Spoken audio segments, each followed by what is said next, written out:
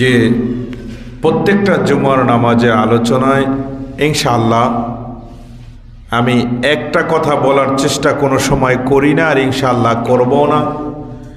যেই ধারাবাহিক বিষয়টা আমার সামনে আসে খুতবার মধ্য থেকে, আমি ওইটা কি ভেঙ্গে ওইটার মধ্য থেকে এই আলোচনাগুলো গুছিয়ে আপনাদেরকে আমি শোনাতে চাই। আল্লাহ তাআলা যেন আমি অধম এবং আপনারা, আল্লাহ যেন সবাইকে ধৈর্য এবং আমল করার মতো তৌফিক যেন আমাদের সবাইকে দান করে। এজন্য আরেকটি বার আমার হয়ে আল্লাহ তাআলার দরবারে পড়ুন না আলহামদুলিল্লাহ। সম্মানিত মুআজ্জাজ মোহতারাম, প্রিয় আমার বাবাজিরা, এই পবিত্র শাবানের চাঁদে বনি ইসরাইলের জামানার মধ্যে 3 যুবক বিপদে পড়ে আল্লাহর দরবারে এমন কাঁদা কেঁদেছিলেন যে কান্নার বিনিময়ে, চোখের পানির বিনিময়ে আমার আল্লাহ 3 যুবক মুসলিমের দোয়াকে আমার আল্লাহ তাআলা এমনভাবে কবুল করলেন, দুনিয়ার মধ্যে আল্লাহ তাআলা তাদেরকে গাইবীভাবে জান্নাতি বলে ডিক্লিশন দিয়ে দিলেন। আর একটু জোরে কইলে ভালো হতো সুবহানাল্লাহ।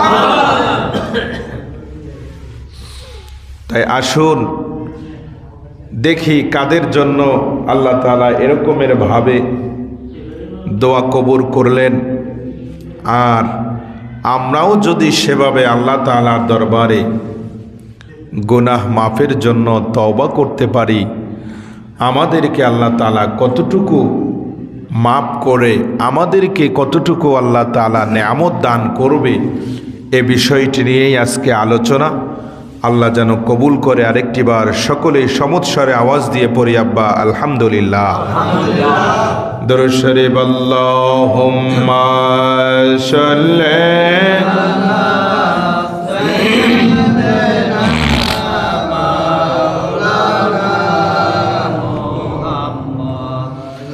ওয়ালা আলি সাইয়্যিদিনা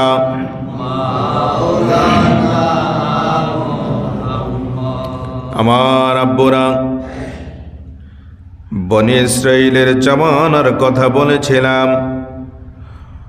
বন্ধুরে, আর রাস্তা দিয়ে বনি ইসরাইলের জামানার মধ্য থেকে 3 জন মুসলিম যুবক হাঁটতেছে।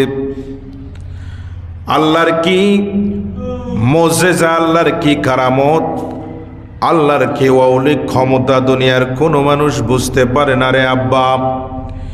এমন একটা সময় শুরু হইল, রাস্তা দিয়ে যখন 3 জন যুবক হাঁটতেছে, আব্বুরে এমন সময় এমন ভাবে আল্লাহ তাআলার পক্ষ থেকে ঝড় শুরু হলো। ঝড়ের তাণ্ডবে দুনিয়ার মানুষের ঘর বাড়িগুলো বাতাসের সাথে ওড়া শুরু করলো। 3 জন যুবক আশ্রয় নিবে কোথায়, জায়গা পাচ্ছে না। একজন যুবক আর একজনকে ডাক দিয়া বলে, বন্ধুরে, যদি আমরা এই রাস্তার উপরে দাঁড়িয়ে থাকি, আল্লাহর প্লাবন ঝড়ের তীব্রতার কারণে আমাদের এই দুনিয়ায় আর থাকার সুযোগ হবে না। কি করা যায়? দেখি না পাহাড়ের গুহার মধ্যে কোনো জায়গার ব্যবস্থা আছে নাকি, যতক্ষণ ঝড় চলবে ততক্ষণ পর্যন্ত যেন গুহার মধ্যে ঢুইকা আশ্রয় নেওয়া যায়। আল্লাহু আকবার।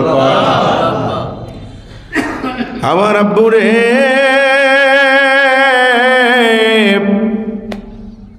ও আমার ঘাগুটি এলাকার বন্ধু, 3 জন যুবক রাস্তা দিয়া যখন ঢালের মধ্যে নেমে গেলেন, আল্লাহর শেষ মহিমা, আল্লাহর শেষ রহমত রে আব্বা। তাকায়া দেখে রাস্তার পাশে একটা সুড়ঙ্গ পথ দেখা যায়, যেই পথটা একেবারে ভিতর পর্যন্ত গভীর করা রয়েছে। তিনজন যুবক ডাক দিয়া কয়, বন্ধু এই যে একটা সুড়ঙ্গ পথ দেখা যায়, চলো আমরা এই পথটার মধ্যে ঢুকে পড়ি। যতক্ষণ পর্যন্ত বৃষ্টি হবে ততক্ষণ পর্যন্ত আমরা এই সুড়ঙ্গ পথটার মধ্যে থাকব। বন্ধুরে, পথের মধ্যে যখন ঢুকে গেল, গর্তের মধ্যে যখন ঢুকে গেল, আস্তে করে এমন একটা ঝড় এসলো। ঝড়ের তীব্রতার কারণে, বাতাসের তীব্রতার কারণে পাশের একটা পাথর, ওই পাথরটা উড়ে এসে পুরা গর্তের মুখটা আব্বা বন্ধ হয়ে গেল।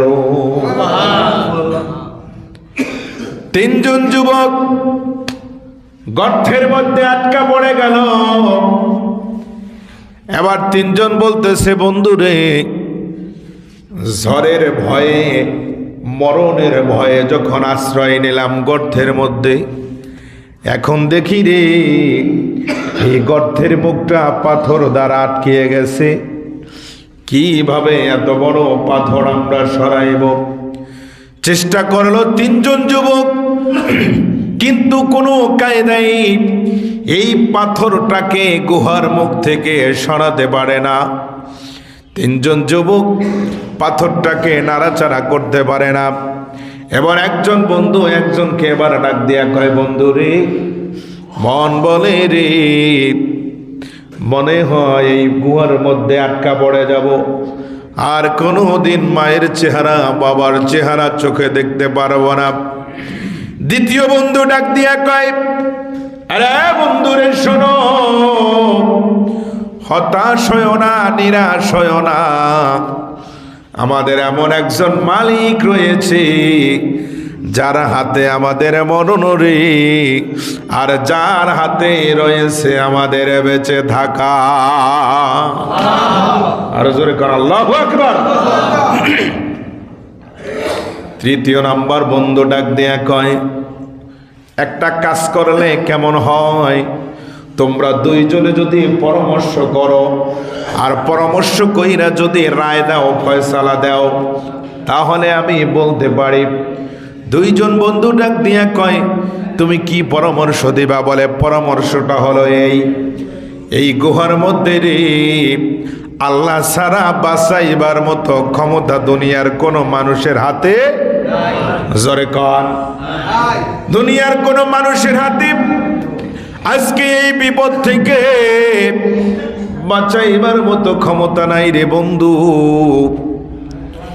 এক নাম্বারে হইল, আমরা দুনিয়ায় এই সময় পর্যন্ত বেঁচে ছিলাম, আর এই বেঁচে থাকার সময় পর্যন্ত আমাদের জীবনের মধ্যে কে কোন ভালো কাজটা আমরা করেছি, ওই ভালো কাজটার কথা স্মরণ করে আজকে যদি দুইটা ফোঁটা চোখের পানি আমার আল্লাহর দপ্তরে তোমরা ছেড়ে দিতে পারো গো, এই গুহা কেন, 7টা জমিনের তলদেশে যদি আমরা ঢুকে যাই, আমার আল্লাহ 7 জমিনের নিচ থেকে আমাদের বাঁচাইবার ক্ষমতা আল্লাহ রাখে। কথা বলেন ঠিক কিনা? বন্ধুরি, কথা মতো কাজ হয়ে গেল। 1 নাম্বার বন্ধু আল্লাহর দরবারে হাত তুলেছে, ডাক দিয়ে বলে, মালিক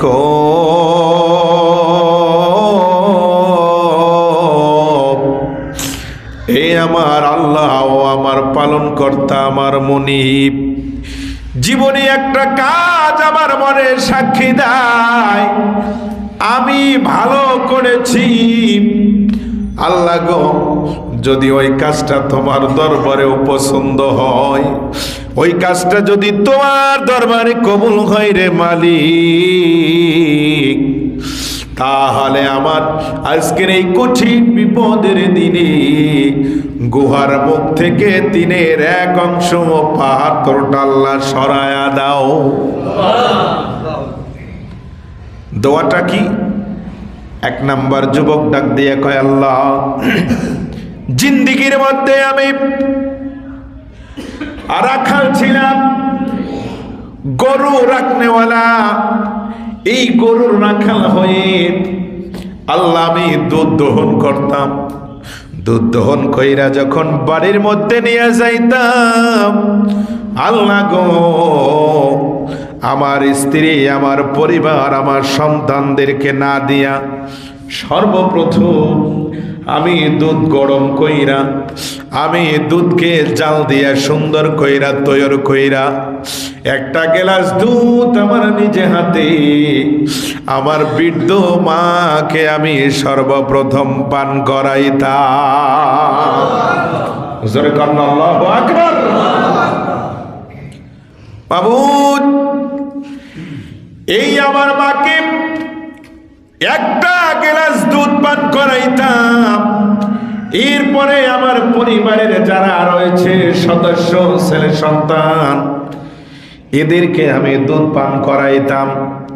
কারণ আমার মায়ের আগে আমার গরুর দুধ আমি আমার ঘরের কাউকে পান করাইতাম না।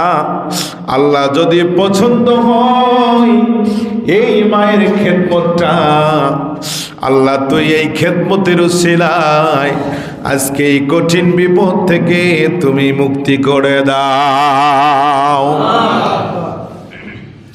বলতে দেরি নাই, সঙ্গে সঙ্গে আল্লাহ তাআলার মেহেরবাড়িতে এত বড় পাথর, এই পাথরটার 1/3 মুখ আল্লাহ তাআলার রহমতের উসিলায় সরে গেছে। যখনই অর্ধেকটা সরে গেল, আমার আব্বার কঠিন বিপদের কালে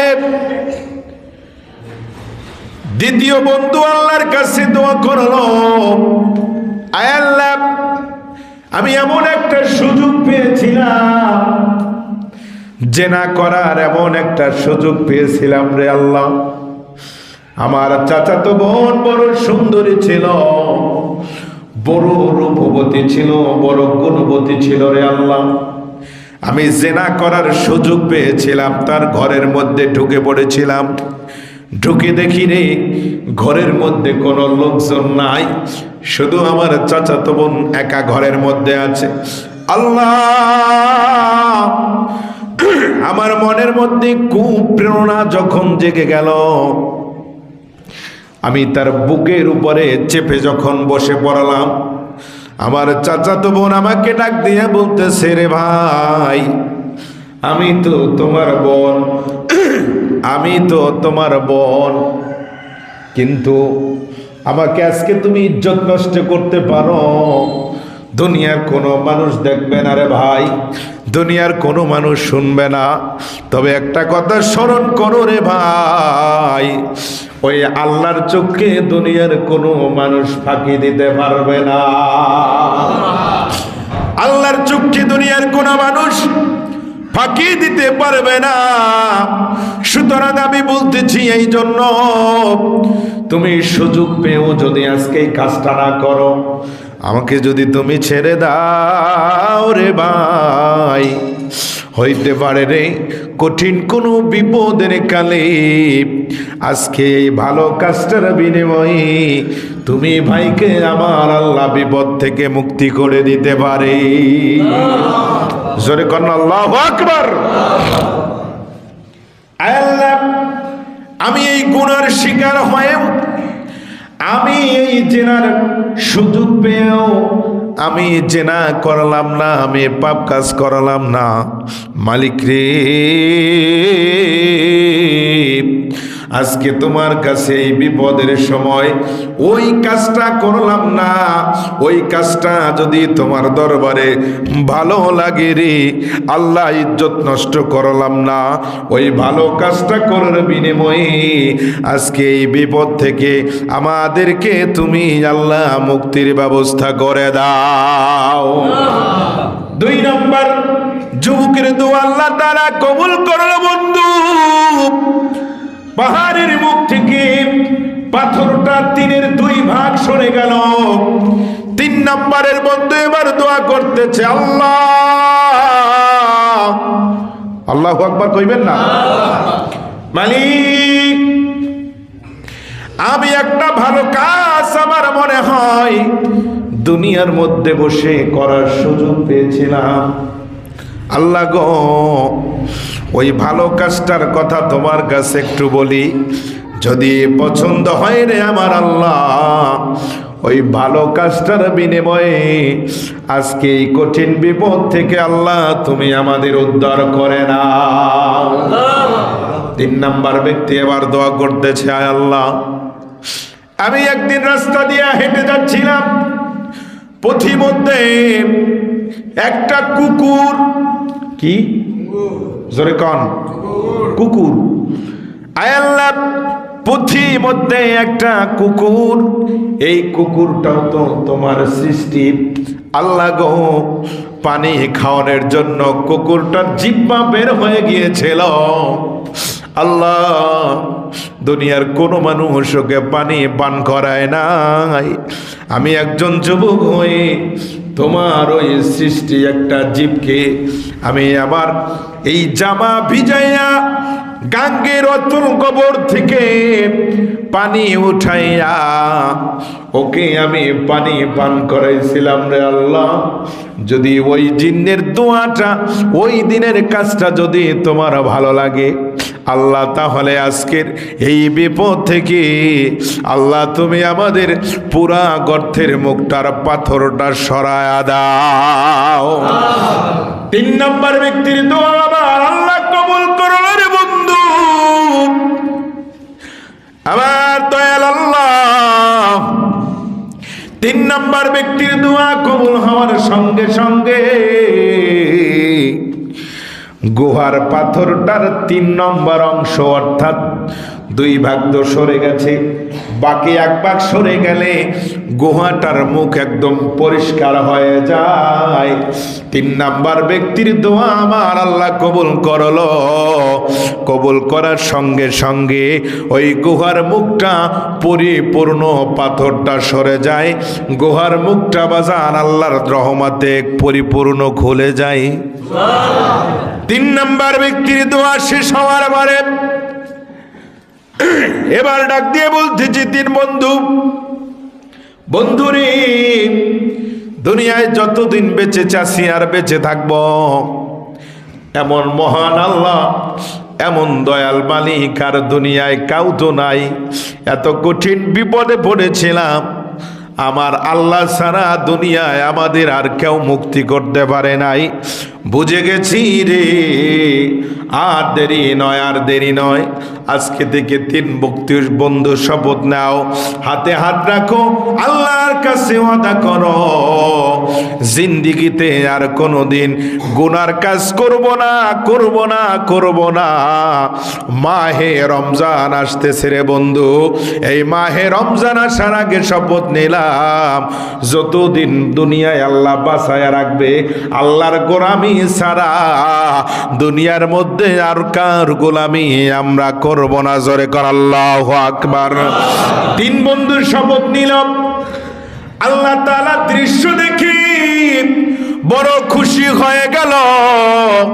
আল্লাহ গায়বী ভাবে এলান দিয়া দিল, এ যুবক, যখন আমি আল্লাহর ভয়ে তোর অন্তরটা কম্পিত হলো, আমি আল্লাহর ভয়ে তোর অন্তরটা শিহরিত হলো, যুবক রে, ওয়াদা করলি, বিপদে পড়ে দোয়া করলি, তোদের দোয়াকে আল্লাহ কবুল করলাম, বিপদ থেকে আমি আল্লাহ মুক্ত করে দিলাম। যা যুবক মুসলমান যা, আমি আল্লাহ তোদেরকে ইলহামের মাধ্যমে জানিয়ে দিলাম, যতদিন বাইসা থাকবা আল্লাহর রহমত ততদিন তোমরা পাইবা। কবরে যাওয়ার আগে আগে কবরের মধ্যে জান্নাতের নেয়ামতে আমি আল্লাহ তোদের কবর গোলা ভরায়া দিব। আমি আমার ঘাগটিয়া এলাকার যুবকদেরকে, আমার মুরব্বী বাবাদেরকে বলতে চাই এবং উত্তর জানতে চাই, এরকমের একটা দুনিয়ার মধ্যে থাকা অবস্থায় যদি ভালো কাজ আমরা করে থাকি, বলেন একটা ভালো কাজ যদি আমাদের জীবনে আল্লাহর কাছে কবুল হয়ে যায়, জান্নাতের যাওয়ার জন্য এটাই কিন্তু আমাদের জন্য যথেষ্ট হয়ে যায়। কথা বলেন ঠিক না ভাই ঠিক? আরো আওয়াজ দিয়ে বলেন ঠিক না ভাই ঠিক? আপনি আমি যত বড়ই ইবাদত করি না কেন, রিয়াজত করি না কেন, কোরআনুল কারীম তেলাওয়াত করি না কেন, হাফেজ হই না কেন, আলেম হই না কেন, বক্তা হই না কেন? বন্ধুরে, যত বড় মাপের ইমাম হই না কেন গো, জিন্দিগির মধ্যে যদি আমার আল্লাহ কয় আলহামদুলিল্লাহ রব্বিল আলামিন, এই আলহামদুলিল্লাহ রব্বিল আলামিন শব্দটা যদি আমার কোনো বান্দার মুখ থেকে বের হয়, আর আমি আল্লাহ যদি সেটাকে কবুল করে রাখি, 70-80 বছরের জীবনের গুনাহ এক আলহামদুলিল্লাহর বিনিময়ে আমি আল্লাহ মাফ করে দেই। সেজন্য এখন আমাদের বুঝতে হবে যে আমাদের আমল করতে হবে, তবে আমরা বলতে পারবো না যে কোন সময়ের আমলটা, কোন দিনের নামাজটা, কোন দিনের রোজাটা, কোন দিনের সেহরি, কোন দিনের ইফতারি, কোন দিনের মানুষের সেবা, কোন দিনের দান সদকা আল্লাহ কবুল করেছে, এইটা আমরা কাউ বলতে জোরে কর পারি না।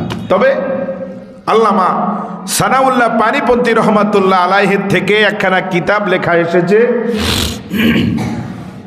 এবং সফিনাই নুহের মধ্যে একখানা কিতাব লেখা এসেছে। তার ধারাবাহিকতা যদি আপনাদের কাছে বলি, তাহলে বোঝা যায় যে আল্লাহ তাআলা বান্দার দোয়া কবুল করে এবং আল্লাহ তাআলা বান্দার দোয়া চায়, পছন্দ করে, এরকম একটা সিম্পটম তার কিতাবের মধ্যে পাওয়া যায়।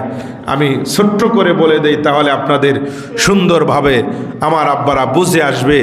আল্লামা সানাউল্লাহ পানিপন্থী রহমাতুল্লাহ আলাইহি উনি একদিন ফজরের নামাজ আব্বা কাদা কইরে ফেলাইছে। কিসের নামাজ?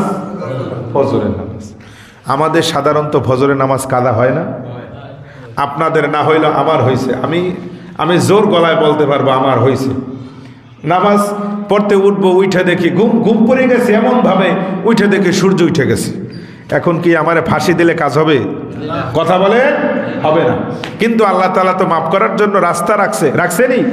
ঘুম এটাও কিন্তু আল্লাহর একটা নেয়ামত। আপনি তো ইচ্ছা স্বার্থে আপনি এই কাজ করেন নাই, অনিচ্ছায় হয়ে গেছে।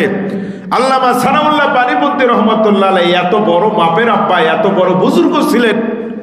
তিনি বলেন, আমি যখন আরশে মুআল্লার দিকে তাকাইতাম, আল্লাহু আকবার, তখন আমি দেখতে পাইতাম আমার আল্লাহ সুবহানাহু ওয়া তাআলার সরাসরি আরশে মুআল্লার সিঁড়ি মোবারকটা আমার চোখ দ্বারা আমি আল্লাহ তাআলার সিঁড়িটা দেখতেছি। তাহলে এখন বলেন, উনি কি বড় আলেম না ছোট আলেম? উনি বড় ওলি না ছোট ওলি? বড়। আপনাদের জবান থেকে কথা বের হয় না, বলেন ছোট ওলি না বড় ওলি? বড় ওলি। আমি আসমানের দিকে তাকাইলে দেখি সূর্য আর দেখি আসমান, আর আল্লাহর ওলিরা আসমানের দিকে তাকাইলে দেখতো আমার আল্লাহ তাআলার বাড়ি। আল্লাহ কয়, আমার বান্দারা যারা মাকবুলিয়াত বান্দা, এরা যখন আসমানের দিকে তাকাইতো, প্রত্যেকটা নূরের পর্দাকে আমি আল্লাহ তাআলা সরাইয়া দিতাম।